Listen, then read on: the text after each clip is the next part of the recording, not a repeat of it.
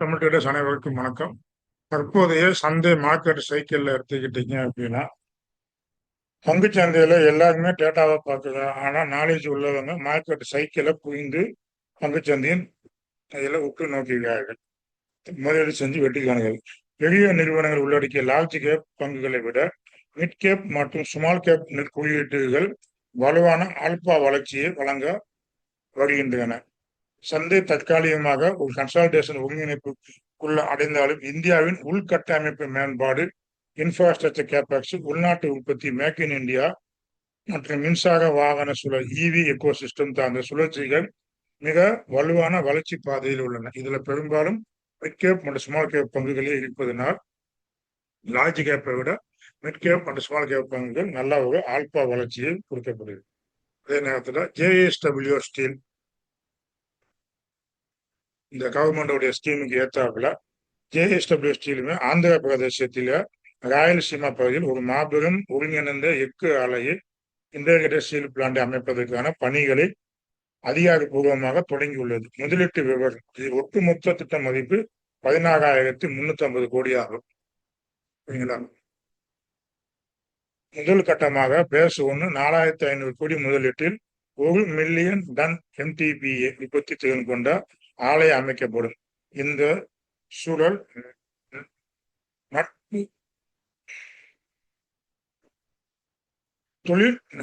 நடப்பு தொழில்நுட்பமான electric arc இஏஎஃப் மூலம் EFF சொல்லுவாங்க. அதன் மூலம் குறைந்த கார்பன் உமிழ்வு கொண்ட பசுமை எஃகு கிளீன் ஸ்டீல் தயாரிப்பு விலை உருவாகும். கவர்மெண்ட் ஆனது இந்த அதிக கார்பன் பண்ணக்கூடிய நிறுவனங்களை தலை வீசிட்டு வருவாங்க. அதனால மிக மிக குறைவாக கார்பன் எமிழிவுகளை இது பண்ணக்கூடிய அந்த பிளான்ட்டை இந்த கம்பெனியானது உருவாக்கும். இரண்டாம் கட்டமாக பேஸ் 2 கூடுதலாக 11,250 கோடி முதலீடு செய்யப்பட்டு உற்பத்தி திறன் 2 மில்லியன் டன் MTPA உயர்த்தப்படும்.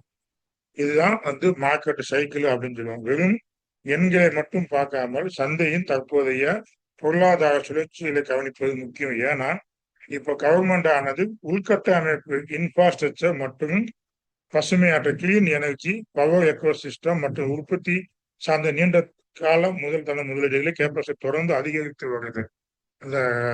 அதுக்கு ஏத்தாப்புல இந்த ஜேஎஸ்டபிள்யூ ஸ்டீல் நிறுவனங்கள் புதிய திட்டங்கள் உறுதிப்படுத்திக்கின்றன. இந்த ஜேஎஸ்டபிள்யூ ஸ்டீல் கார்பன் உமிழ் திட்டம் புதிய இது எல்லாமே கவர்மெண்டோடைய ஸ்கீம்ல பிரதிபலிக்கிற மாதிரியே இருக்கு. அதுல இதனுடைய டெக்னிக்கல் அனலைஸ் அப்படி எடுத்துக்கிட்டீங்க அப்படின்னா,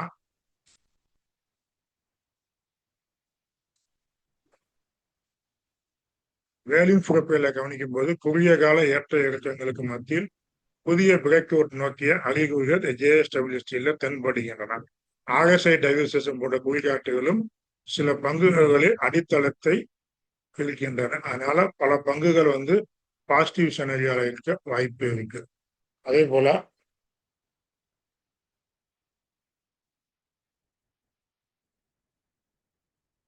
கச்சா எண்ணெய் நிறுவனங்கள்ல OMC காலாண்டுல நஷ்டம் சொல்லிடுறாங்க.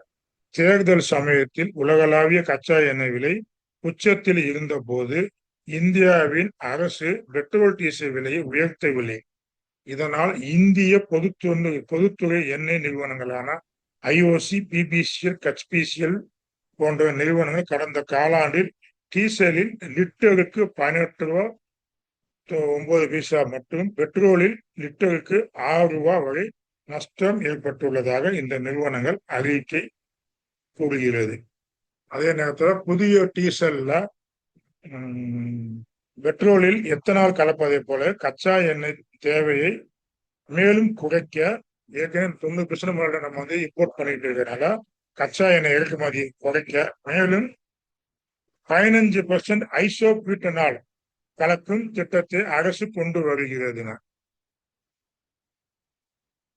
ஐசோபியூட்டனால் கலக்கும் திட்டத்தை அரசு கொண்டு வருகிறது.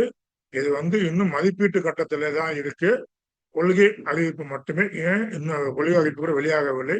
இது நடைமுறைக்கு வந்தால் இதை சார்ந்த நிறுவனங்கள் எல்லாமே நல்ல பயனளிக்கும் அப்படிங்கிறதுக்காக நம்ம சொல்லுவோம். அதே நேரத்தில் ஐரோப்பிய இறக்குமதி வீணிப்பு. ஐரோப்பிய யூனியன், மலேசியா, சிங்கப்பூர், தென்னாப்பிரிக்கா, அமெரிக்கா ஆகிய நாடுகளிலிருந்து இறக்குமதியாகும் நான் கூட்டியல் ஆல்கஹால் மீதான ஆன்டி டம்பிங் டியூட்டியை சன்செட் ரிவ்யூ பரிசோதனைக்கு பிறகு மத்திய அரசு மேலும் 5 ஆண்டுகளுக்கு நீடித்துள்ளது. இது ஏற்கனவே 2016 இருந்து 2021 முதல் இருக்கு. அதனுடைய தொடர்ச்சி தான் இது.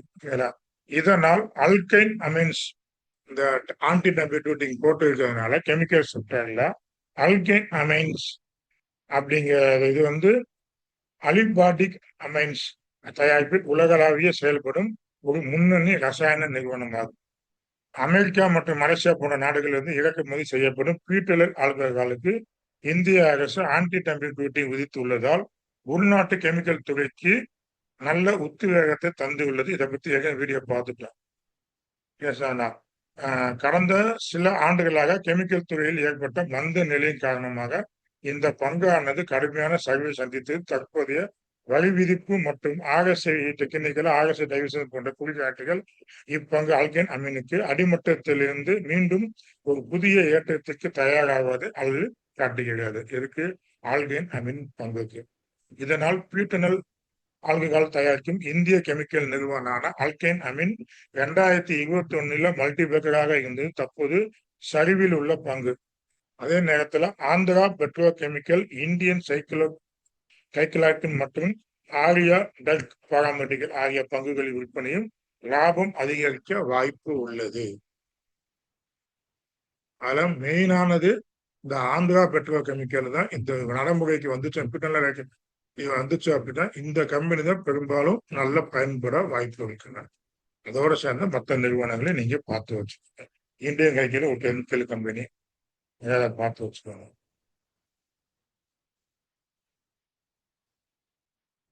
அதே போல கவர்மெண்ட் ஆனது தனியார் பேருந்து ட்ரக்குகளையும் ஈவிக்கு மாற்ற திட்டம் கொண்டு வருது. கச்சா எண்ணெய் இறக்குமதியை குறைக்க தனியார் வணிக வாகனங்களை ஈவியாக மாற்ற மத்திய அரசு புதிய ஊக்கத்தொகை திட்டங்களை முன்னெடுத்து வருகிறதுங்க.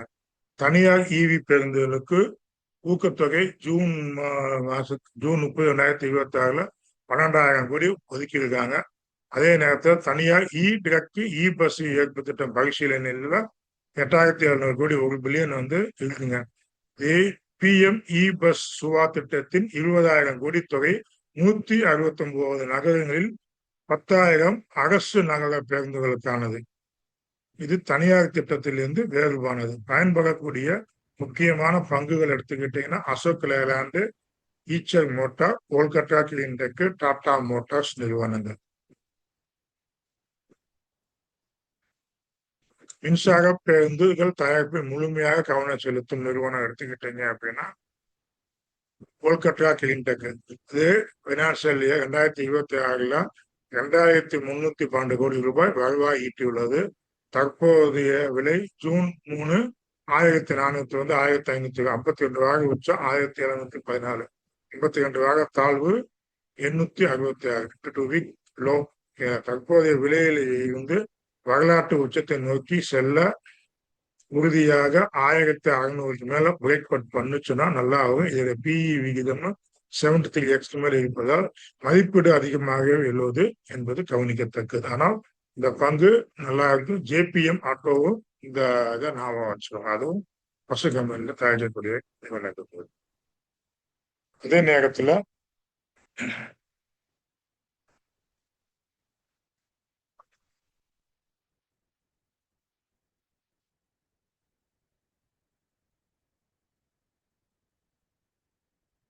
அதாவது ஃபியூச்சர்ல அரசாங்கம் தனியார் பேருந்துகளுக்கு மற்றும் வணிக வாகன மின்சாரமயக்க திட்டம் கொண்டு வருவது 20,000 கோடி மதிப்பிலான புதிய EV கொள்கை நிறுவனத்திற்கு கோல்கட்டா நிறுவனத்துக்கு மிகவும் பயனளிக்கும் அப்படின்னு சொல்லி எதிர்பார்க்கப்படுகிறது. அதனால இந்த பங்கை நீங்க ஞாபகம் வச்சுக்கோங்க. அப்புறம் வேதாந்தா பவர். வேதாந்தா நிறுவனத்திலிருந்து சமீபத்தில் பிரிக்கப்பட்ட டீம் மெர்ஜரான பங்குச்சந்தையில் பட்டியலிடப்பட்ட நிறுவனம் இது.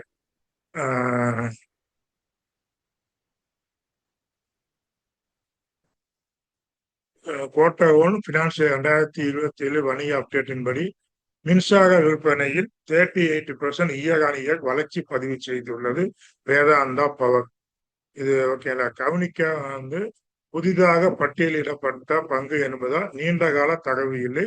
குறைந்தது 2-3 காலாண்டுகளாவது முடிவுகளை பார்த்து முதலீடு செய்யமாக இப்பதானே டிமர்ஜர் பண்ணியிருக்காங்க. ஃபண்டமெண்டலா பார்த்துக்கிட்டு பண்ணுவோம்.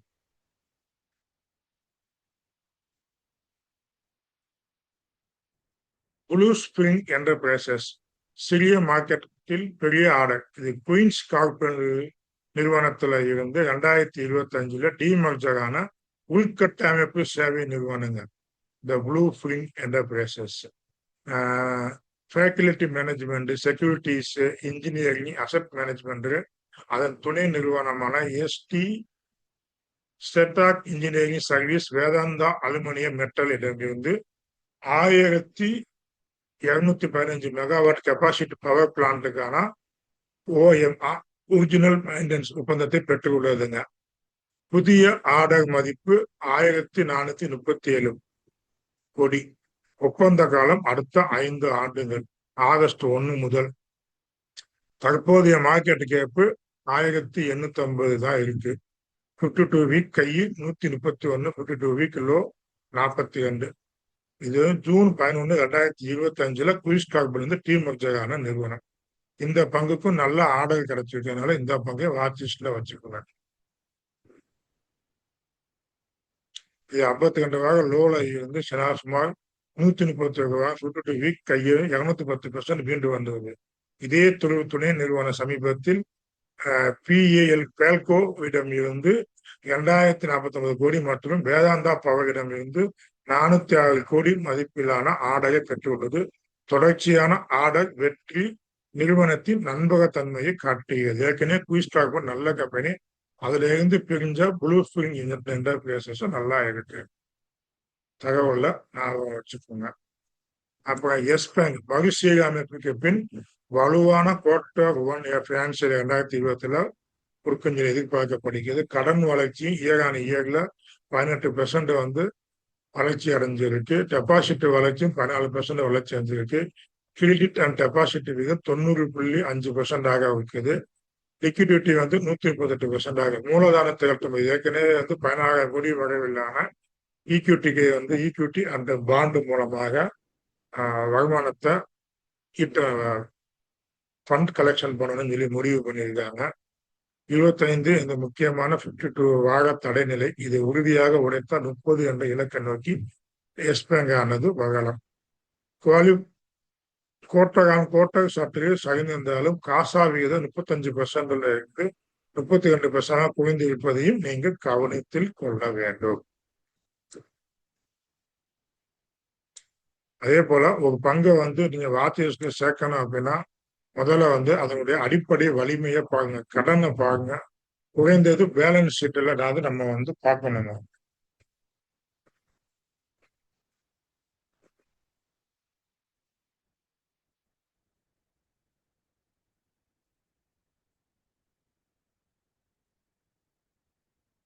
ஃபண்டமெண்டல் ஸ்ட்ரென்த்தை கடன் இல்லாம இருக்க முடியாது.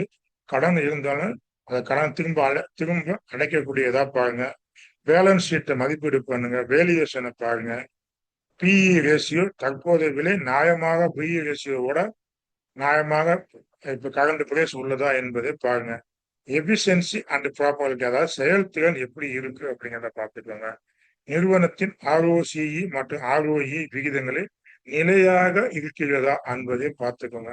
மேனேஜ்மெண்டோடைய தரத்தை பார்த்துக்கோங்க, குவாலிட்டியை பார்த்துக்கோங்க. பெரும்பாலும் மேனேஜ்மெண்டோடைய குவாலிட்டி தான் மெயினா பார்க்கணும்.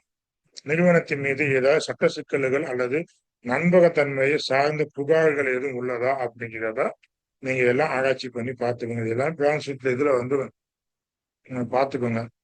ஃபியூச்சர் குரோத் அண்ட் மோட் அந்த நிறுவனத்துடைய ஃபியூச்சர் குரோத் மோட் என்ன அப்படிங்கிறத பார்த்துக்கோங்க.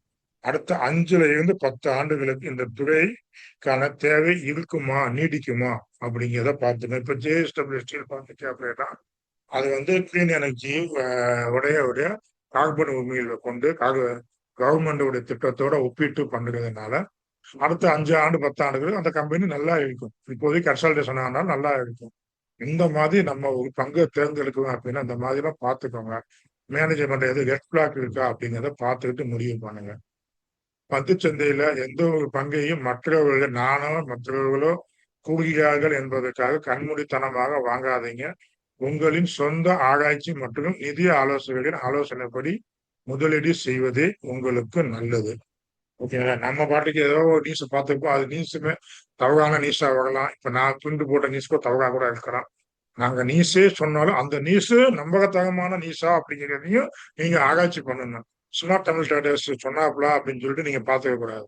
நான் சொன்ன நியூஸ் கூட தவறுதலாக இருக்கலாம். இப்ப தவறுதலாக கூட பிரிண்ட் அவுட் போட்டுடலாம். அதனால அதையுமே நீங்க ஓவர் லுக் பண்ணணும். நான் மட்டும் இல்ல, யார் எந்த இது சொன்னாலும் நீங்க ஓவர் லுக் பண்ணி நீங்களும் கன்ஃபார்ம் பண்ணிட்டு தான் நீங்க இது பண்ணணும். ஸ்டாக்கை வாட்ச் லிஸ்ட்ல பண்றதுக்கு முன்னாடி 200 மூவிங் ஆவரேஜ்க்கு மேல அந்த பங்குகள்லாம் இருக்கான்னு பாருங்க. பார்த்துக்கிட்டு கவனமாக பண்ணுங்க. இது எல்லாமே ஒரு தகவலுக்காக மட்டுமே. பங்குச்சந்தையில இந்த மாதிரி திட்டங்கள் இருக்கு. அரசு ஈவியில 20,000 கோடி மேல ஒதுக்கீடு பண்றாங்க.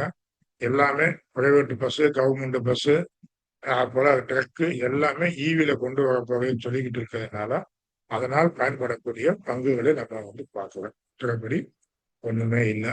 இந்த வீடியோ ஏதாவது உங்களுக்கு உபயோகமா இருந்துச்சு அப்படின்னா லைக் பண்ணுங்க, ஷேர் பண்ணுங்க. வாழ்க வளத்துடன்.